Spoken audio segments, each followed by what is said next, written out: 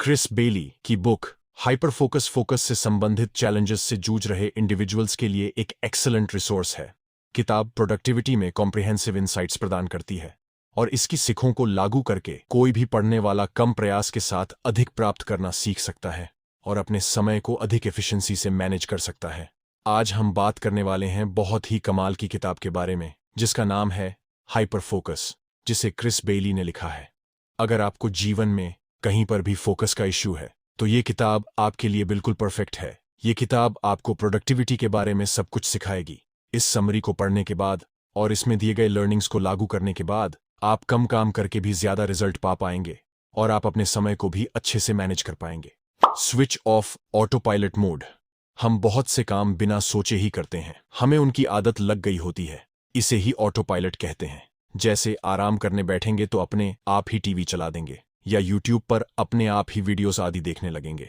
हम कभी भी काम को डिवाइड नहीं करते। हम यह भी नहीं सोचते कि किस काम के लिए हमें ज्यादा अटेंशन या फोकस देने की जरूरत है और किसको नहीं। इस कारण हम लाइफ में बढ़े बदलाव नहीं ला पाते और लाइफ बस एक रूटीन पर चलती रहती है। इसलिए लेखक कहते हैं कि हमें इस ऑटो पायलट मोड को बंद करना पड़ेगा।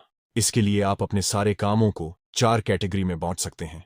1. Necessary work. ये वो काम होते हैं जो आपको करने ही हैं, जैसे मीटिंग में जाना, फाइल वर्क कंप्लीट करना आदि।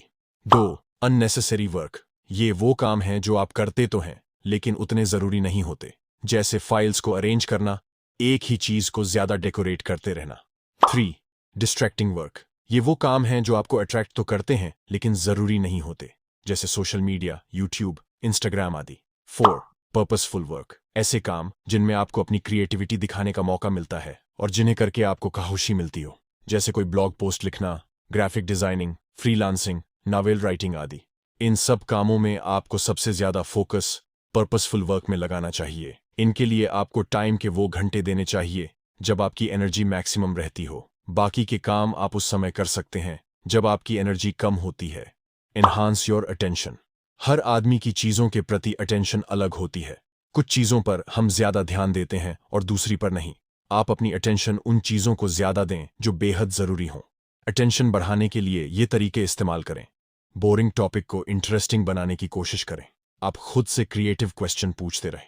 दूसरा, यह अस्यूम करें कि आप स्पीकर हैं और आप उस कंसेप्ट या काम को खड़े होकर दूसरों को कैसे समझाएंगे। इससे आपका दिमाग एक्टिवेट हो जाएगा और किसी काम में ज्यादा ध्यान देने लगेगा। ऐसे ही किसी लेक्चर के दौरान भी कर सकते हैं। सोशल मीडिया आदि पर आपको हाइपर फोकस की जरूरत नहीं पड़ती है।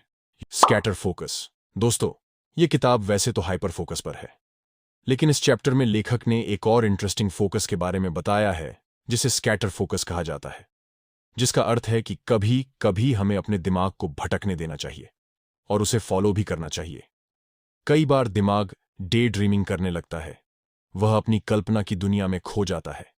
वह अपने ख्वाबों को पूरा करने के रास्ते ढूंढता है। ऐसे में यह देखिए कि आपका ब्रेन बार बार किस सपने के बारे में सोचने लगता है। वही आपका स्कैटर फोकस होता है। उसे नोट कर लीजिए और फिर उस पर हाइपर फोकस लगा दीजिए। जैसे अगर आप बार बार कोई ब्लॉग शुरू करने की सोचते रहते हैं तो उसे लिख लीजिए और फिर पूरा फोकस ब्लॉग शुरू करने पर लगा दीजिए। Recharge your brain. बहुत बार कोई कॉम्प्लेक्स कार्य करते हुए हमारा दिमाग थक जाता है। इससे हमारा फोकस हिल सकता है और हम उस कार्य को अच्छे से नहीं कर सकते। ऐसे ही कई बार पढ़ते पढ़ते थक जाते हैं और ऐसा लगता है कि कुछ भी दिमाग में नहीं जा रहा है। ऐसे में आपको अपने ब्रेन को फिर से रिचार्ज करना होगा। दरअसल ज्यादा देर तक दिमागी कार्य करने से हमारे न्यूरोट्रांसमीटर जैसे एसिटिलकोलाइन आदि खत्म हो जाते हैं और हम अपने काम पर फोकस ही नहीं कर पाते। इसलिए हमेशा 45 मिनट के बाद ब्रेक लेते रहें। किसी गार्डन, पार्क या जंगल में वॉक पर जाएं। मेडिटेशन करके स्ट्रेस को दूर रखें। ड्राई फ्रूट्स जैसे बादाम, अखरोट, काजू आदि खाएं जो दिमाग के लिए अच्छे होते हैं। म्यूजिक सुने, हॉबीज को समय देकर खुद को रिलैक्स करें आदि। इस सब से आपका दिमाग फिर से तरोताजा हो जाएगा और आप अगले घंटे फिर से हाइपर फोकस के साथ काम कर सकते हो। Stages of hyper focus. किसी भी काम के दौरान हाइपर फोकस बढ़ाने की ये 4 स्टेजेस होती हैं। 1. चूज। सबसे पहले उस ऑब्जेक्ट को चूज करें जिस पर आपको हाइपर फोकस बढ़ाना है। 2. एलिमिनेट। इसके बाद सारी डिस्ट्रैक्शंस को हटा दें। 3. फोकस। अब सारा ध्यान उस ऑब्जेक्ट पर देना शुरू कर दें। अगर स्टडी कर रहे हो तो हर लाइन को एनालाइज करें कि क्या कहा जा रहा है। चीजों को इमेजिनेट भी करें। सोर। रिफोकस। ध्यान अगर भटक जाए तो जल्दी से उसे वापस ले आएं। Remove distractions. कई बार जरूरी काम करते समय बहुत सी डिस्ट्रैक्शंस आती रहती हैं। इन्हें हटाने के लिए ये तरीके इस्तेमाल करें। 1. आजकल के ज़माने में फ़ोन सबसे बड़ी डिस्ट्रैक्शन है। ये 24 घंटे आपके साथ रहता है और कभी भी किसी की कॉल आ जाती है। इससे आपका फोकस भटक जाता है। इसलिए आप काम करते समय फ़ोन को दूसरे कमरे में रखें या साइलेंट मोड पर कर दें। 2. हर दिन हमें तरह तरह की ईमेल आती रहती हैं। उन्हें पढ़ने से आपके दिमाग में तरह तरह के विचार आने लगते हैं या आप उनका रिप्लाई देने लग जाते हैं। इससे आपका बहुत सा टाइम वेस्ट हो जाता है। इसलिए फालतू की वेबसाइट्स को अनसब्सक्राइब कर दें और मेल्स के लिए 5 मिनट्स रूल लगाएं। सारी मेल्स 5 मिनट में पढ़ें। जो ज़रूरी नहीं है उन्हें उसी समय डिलीट करते जाएं। 3. छोटी छोटी चीज़ के लिए मीटिंग की ज़रूरत नहीं होनी चाहिए। ऐसी मीटिंग्स न खुद रखें और न ही उनमें जाएं। इससे आपका बहुत सा टाइम और एनर्जी बच जाएगी जिसे आप ज़रूरी काम में लगा सकते हो। Hyper focus as habit. आपको अपना फोकस बढ़ाने की आदत बनानी पड़ेगी। हर दिन 3 कामों की लिस्ट बनाइए और उन पर पूरा फोकस देने की कोशिश कीजिए। जैसे 15 मिनट एक्सरसाइज करने का गोल बनाइए। इसके बाद आप हर डिस्ट्रैक्शन को हटा दीजिए और पूरा फोकस उस काम को दीजिए। इस बीच कोई भी कॉल मत लीजिए और काम को बीच में मत छोड़िए। ऐसे ही अगर कुछ लिखना हो तो पूरे फोकस से लिखिए। यह देखिए कि आपकी कंसंट्रेशन सबसे ज्यादा कब होती है। कुछ लोगों का फोकस सुबह सुबह अच्छा होता है। ऐसे लोगों को सुबह जल्दी उठकर लिखना चाहिए, जबकि कुछ लोगों की कंसंट्रेशन शाम के समय अच्छी होती है, तो उन्हें उस समय लेखन कार्य में लगना चाहिए। बहुत से राइटर्स हाइपर फोकस की मदद से ही बड़े बड़े नोवेल्स लिख पाते हैं और वैज्ञानिक अपने आविष्कार कर पाते हैं। वे अपनी दुनिया में ही लीन होते हैं, क्योंकि दोस्तों से गप्पे हाँकने से भी आपकी एनर्जी बर्बाद होती है और आपके दिमाग में फालतू विचार भरते रहते हैं। इसलिए अगर कुछ क्रिएटिव करना है तो अकेले खुश रहना सीखिए। Connecting dots. कई बार हमारे दिमाग में कोई प्रॉब्लम चल रही होती है और हमें उसका कोई सॉल्यूशन नहीं मिलता। ऐसे में हमें हाइपर फोकस का इस्तेमाल करना चाहिए। सबसे पहले प्रॉब्लम के सभी पहलुओं को लिख लीजिए। इसके बाद 1 हफ्ते का समय दीजिए और उस प्रॉब्लम से रिलेटेड जो भी सॉल्यूशंस आदि दिमाग में आए उन्हें भी नोट करते जाइए। इसके बाद नई एनवायरनमेंट में जाइए, नए लोगों से मिलिए या यूट्यूब आदि से प्रॉब्लम से रिलेटेड नया ज्ञान हासिल कीजिए और अंत में सारे डॉट्स को कनेक्ट कर दीजिए। जैसे अगर किसी को बॉलीवुड एक्टर बनना है तो वह सोच सकता है कि ऑडिशंस देगा, लेकिन फोकस बनाकर सोचें तो यह भी हो सकता है कि पहले किसी भी डिपार्टमेंट में छोटा सा काम कर लें, उसके बाद कोई नेटवर्क बनाएं और बाद में अपने लिए रोल हासिल करें। तो इस तरह हाइपर फोकस आपको क्रिएटिव भी बना सकता है, जिससे आप अपनी लाइफ की हर प्रॉब्लम को सॉल्व कर सकते हैं। Collecting dots. कई बार हमें प्रॉब्लम्स के बिंदु जोड़ने ही नहीं होते हैं, बल्कि नए बिंदु ढूंढने भी चाहिए।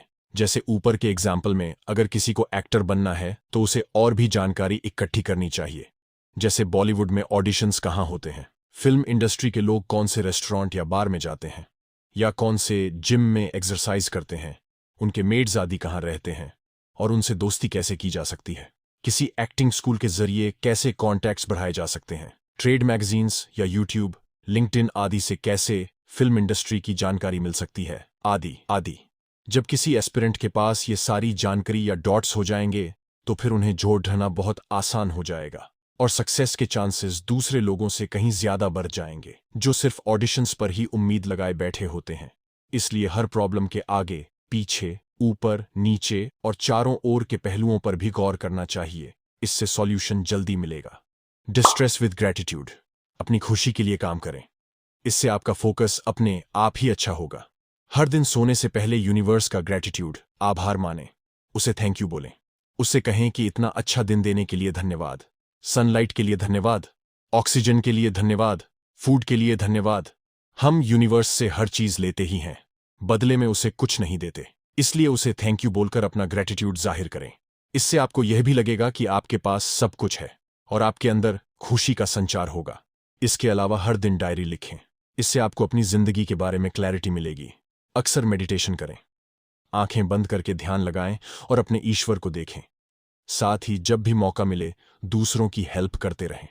इससे आपको लगेगा कि आप बहुत यूजफुल पर्सन हैं और आपको खुद पर गर्व होगा। दोस्तों, इस किताब हाइपर फोकस की समरी वीडियो देखकर आपने भी सीखा होगा कि अपनी कंसंट्रेशन और फोकस कैसे बढ़ाना है। इससे आपको जटिल समस्याओं को सुलझाने में मदद मिलेगी। आपको यह बुक समरी कैसी लगी हमें कमेंट करके जरूर बताइए और ऐसी बुक समरी की वीडियो देखने के लिए हमारी चैनल को सब्सक्राइब करें। Thank you, bye.